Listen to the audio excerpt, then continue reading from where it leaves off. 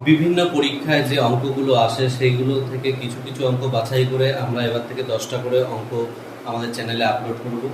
আজকে প্রথম যে সেটটা সেটা থেকে আমরা অঙ্ক করছি। তো চলো প্রথম অঙ্কটা দেখে নেওয়া যাক।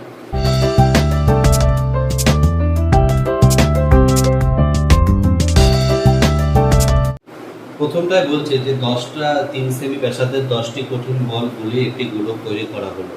তাহলে 20% কঠিন পদার্থ নষ্ট হয়, তাহলে বড় গোলকের ব্যাসার্ধটা কত হবে? একটা কথা মনে রাখতে হবে, যখন কোনো কিছু গুলিয়ে তৈরি করা হয় তখন মানে আয়তনটা সমান থাকে।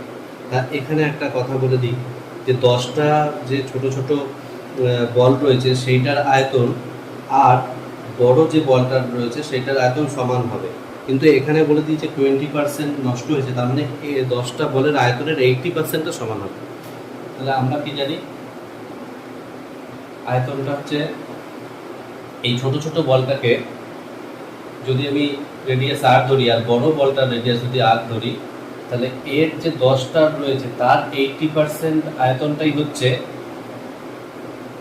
বড় গোলকটির আয়তনের সমান। তাহলে এখান থেকে আমি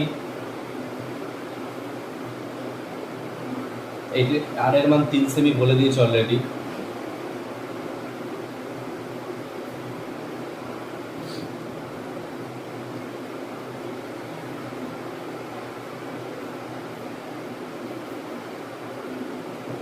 তার মানে বড় যে গোলকটি তৈরি হবে সেটা রেডিয়াস 6 সেমি হবে।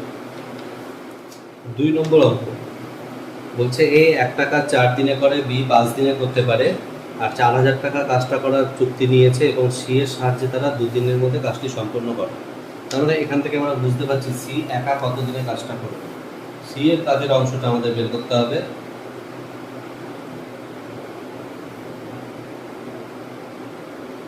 তিনজনের কাজ থেকে আমরা দুজনের কাজটা বিয়োগ করে দিলাম, তাহলে এখান থেকে আমরা সি এর কাজটা পেয়ে যাব।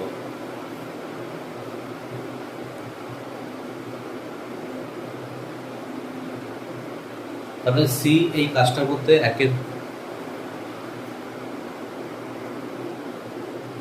একের 20 অংশ কাজটা করবে। তারপরে ওদের টাকাটা ভাগ হবে কি করে?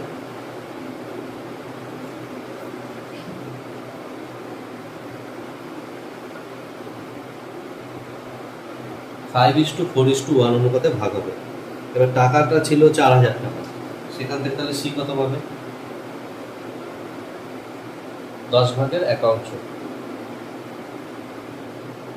400 টাকা। এটাই উত্তর। 3 নম্বরের অঙ্কটা একটা দ্বিঘাত সমীকরণের অঙ্ক দিয়েছে, যেখানে বলেছে 16x² minus 121x plus k² = 0। বলছে এই সমীকরণের দুটো রুট আছে যেটা একে অপরের রেসিপ্রোকাল।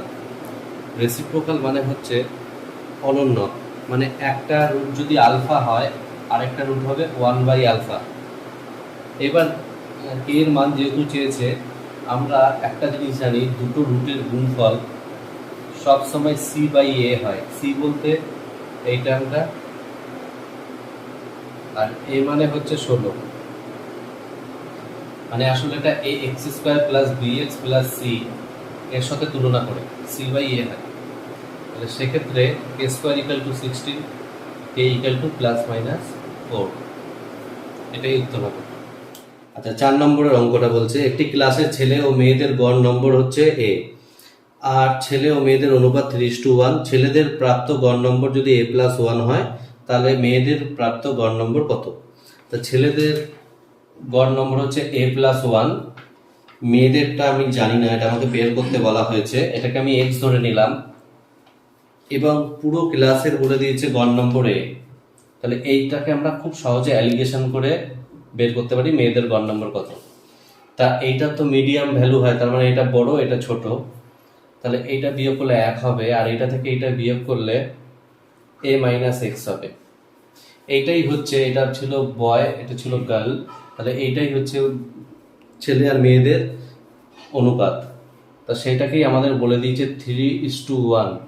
তাহলে এখান থেকে বুঝতে পারছি a-x = 3, তাহলে x = a-3। এইটাই হচ্ছে মেয়েদের গড় নাম্বার।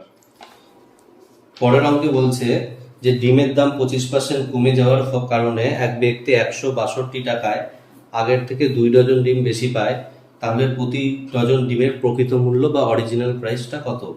তা এই অঙ্কগুলোর বেলায় আমি সবসময় সূত্রেই করব। অরিজিনাল মূল্যের ফর্মুলা হচ্ছে 1 minus x into D R x by 100 minus x into D. এখানে আর হচ্ছে রুপিস, এক্স হচ্ছে পার্সেন্টেজটা, আর ডি হচ্ছে ডিফারেন্স, যে পরিমাণটা আমি পাচ্ছি।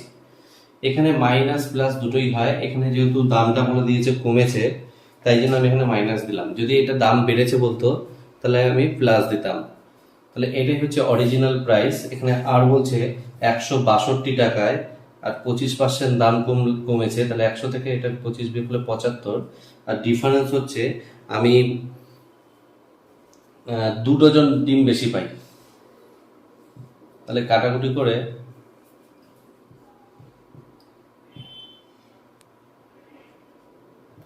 27 টাকা। তার মানে আগের দামটা ছিল 27 টাকা। এখানে আরেকটা জিনিস বলি, এটা যেরকম অরিজিনাল প্রাইস করলাম, সেরকম এরকমই অঙ্কে যদি নিউ প্রাইস বা রিডিউস প্রাইস বা ইনক্রিজ প্রাইস বের করতে দেয়, তখন শুধু আর এক্স বাই 100 ডি করলেই হয়ে যাবে, যেখানে আরটা রুপিস, এক্সট্রা পার্সেন্টেজ, আর ডিটা হচ্ছে ডিফারেন্স ইন কোয়ান্টিটি। এরপরে একটা ত্রিকোণমিতির অঙ্ক আছে যে 2 সাইন থিটা প্লাস 3 কস থিটার ম্যাক্সিমাম মান কত হবে বা সর্বোচ্চ মান কত হবে। তা এই অঙ্কগুলো করার সময় আমরা সাধারণত শর্টকাটই অ্যাপ্লাই করব। A cos theta plus b sine থিটার ম্যাক্সিমাম মান হবে √a square plus b square. তা এইখান থেকে দেখা যাচ্ছে এ হচ্ছে 2 আর বি হচ্ছে 3,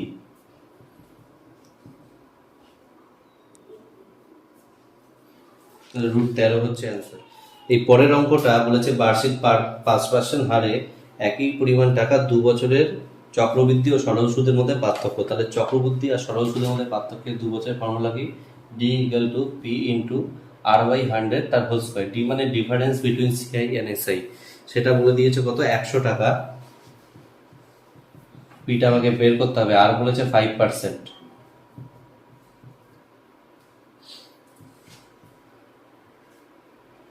তাহলে পি হচ্ছে 40,000। এইভাবেই আমরা শর্টকাটে করব সূত্রের মাধ্যমে, তাহলে আমাদের কম সময় লাগবে। আচ্ছা, এই অঙ্কটা আমরা বড়ভাবেও করবো বা শর্টেও করবো। আগে বড়ভাবে করে দেখি। এটা এ মাইনাস বি তার হোল স্কয়ারের ফর্মুলায় ফেলে দাও।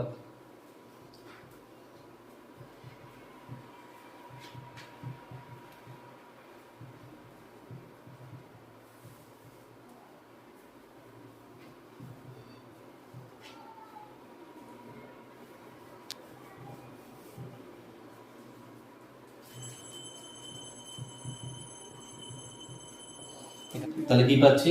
4s স্কোয়ার পাচ্ছি, আর পাচ্ছি 2s কমন নিলে a plus B plus c, আর পাচ্ছি a square plus b square plus c square, আর নিচে কি আছে? a square plus b square plus c square. তাহলে এটা 4s square, a plus B plus c এর মান হচ্ছে 2s, তাহলে এটাও 4s স্কোয়ার হচ্ছে, আর এখানে পাচ্ছি a square plus b square plus c square, আর নিচে কি পাচ্ছি? a square plus b square plus c square রয়েছে আগে থেকেই, তাহলে a square plus b square plus c স্কোয়ারকে ভাগ করলে 1 হবে।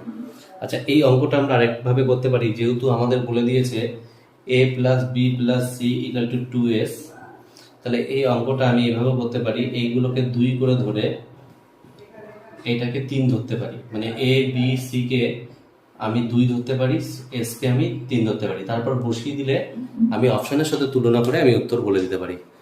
যে এখান থেকে যদি বসি, এগুলো দেখো 1 করে আসছে সব, 3 থেকে 2 বিয়োগ করলে 1 1 1, আর একটা আসছে তোমার 3 স্কোয়ার 9, তাহলে 9 আর 3 12 হচ্ছে, আর নিচে আসছে 2 স্কোয়ার 2 স্কোয়ার 2 স্কোয়ার, তার নিচেও তোমার 12 আসছে। তাহলে এই হিসাবে অপশানে 1ও আসছে। তাহলে তোমরা অপশান হিসাবে দেখো কোনটাতে আসে, সেইভাবেও করতে পারো। পরের অঙ্কটা দিয়েছে একটা নৌকুর অঙ্ক বলেছে। নৌকুর ভিডিও আমাদের চ্যানেলে করা রয়েছে, পুরো চ্যাপ্টার ওয়াইজ, তোমরা দেখে নিতে পারো। তো এখানে বলেছে একটা 165 কিমি ডাউন স্ট্রিমে গিয়ে ফিরে এসেছে প্রাথমিক স্থানে 48 ঘন্টায়। যখন এরকম টোটাল টাইম দেওয়া থাকবে, আমরা ফর্মুলাই করব distance equal to x square minus y square by 2x into t. এখানে ডিস্টেন্স 165 কিলোমিটার দিয়ে দিয়েছে, আর এক্স আর ওয়াই এর একটা অনুপাত দিয়ে দিয়েছে, এক্স ইস টু ওয়াই দিয়েছে 8:3। তাহলে সেখান থেকে আমি কে যদি ধরে নিই, এক্স হচ্ছে 8k আর ওয়াই হচ্ছে 3k, তাই এখানে বসে দিয়ে 8k তার হোল স্কোয়ার মাইনাস 3k তার whole square 2 into 8k equal to 48। কাটাকুটি করলে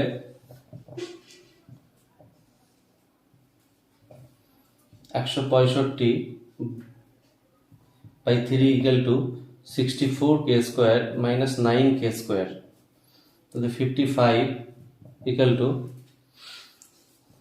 55k স্কোয়ার, তাহলে k ইকুয়াল টু 1। তার এখান থেকে আমাকে বলেছিল যে প্রতিকূলে 150 কিমি যেতে আমার কত সময় লাগবে, তাহলে আমাকে প্রতিকূলের গতিবেগটা জানতে হবে। তাহলে প্রতিকূলের বা আপস্ট্রিম বেগটা আমি বের করছি। আপস্ট্রিম বেগটা কত হবে? আপস্ট্রিম বেগ হয় x মাইনাস ওয়াই, এখানে x হচ্ছে 8k আর এটা হচ্ছে 3k, তাহলে 5k বা 5k এর মান যেহেতু 1, তাহলে আমার আপস্ট্রিম গতিবেগটা হচ্ছে 5। এবার আমাকে বলেছে আপস্ট্রিম বা প্রতিকূলে 150 কিমি যেতে কত সময় লাগবে, তাহলে 150 কিমি 5 দিয়ে যেতে গেলে 150/5 টাইম লাগবে। 150কে 5 দিয়ে ভাগ করলাম না আপস্ট্রিম গতিবেগটা দিয়ে, 30 ঘন্টা।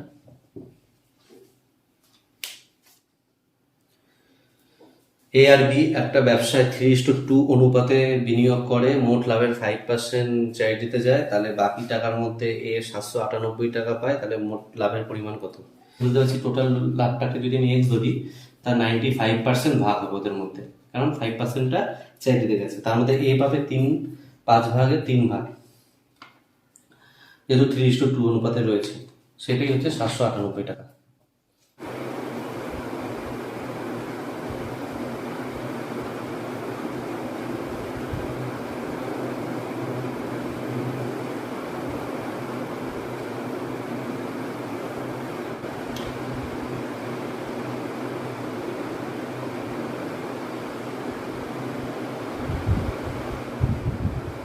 আমরা পরের দিন আরো 10টা অঙ্ক নিয়ে আসবো। এইভাবে 10টা অঙ্ক বিভিন্ন পরীক্ষায় এসেছে, এখন এবার থেকে দেওয়া হবে। তোমাদের ভালো লাগলে তোমরা চ্যানেলটার সাথে থাকবে।